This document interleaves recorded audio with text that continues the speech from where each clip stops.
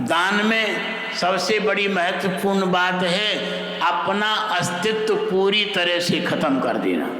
आपने किसी को किसी धर्मशाला में 1 लाख रुपया दान दिया और दान देने के बाद आपके दिल में गुदगुदी हुई कि हमारा नाम बोला जाता, हम लोग सुनते हमारे नाम को।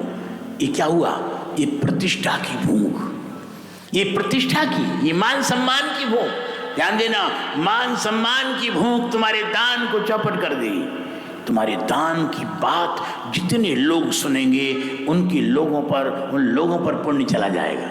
इसलिए ये गोपनीय है, दान को अत्यंत गोपनीय ढंग से करना चाहिए।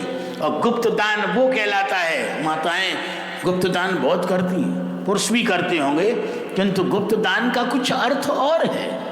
घर से पति की जेब में से पैसा चुरा के ले आना, माँ बाप के जेब में से पैसा चुरा के ले आना और यहाँ कथा पर चढ़ा देना, ये गुप्त दान नहीं है, ये सरासर चोरी है, चोरी।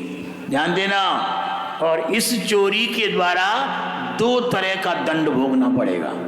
ये सच्ची और पक्की बात बता रहे हैं, हमको नहीं चाहिए आपका चोरी का पैसा।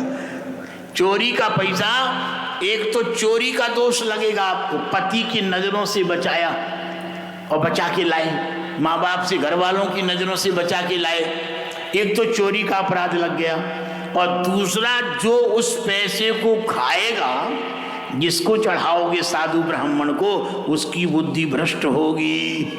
बड़ा खतरा है महाराज। इसलिए इसको गुप्तदान नहीं कहा गया है। गुप्तदान उसको कहा गया है कि दानक ग्रहीता को पता न चले कि कौन दे गया।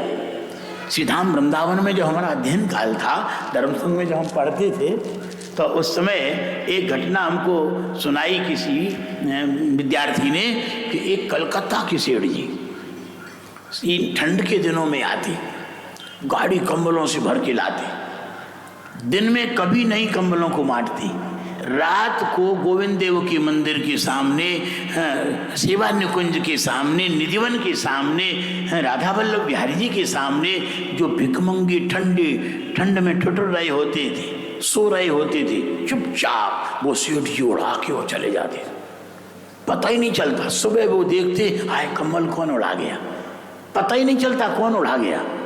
इसको कहते हैं गुप्त दान।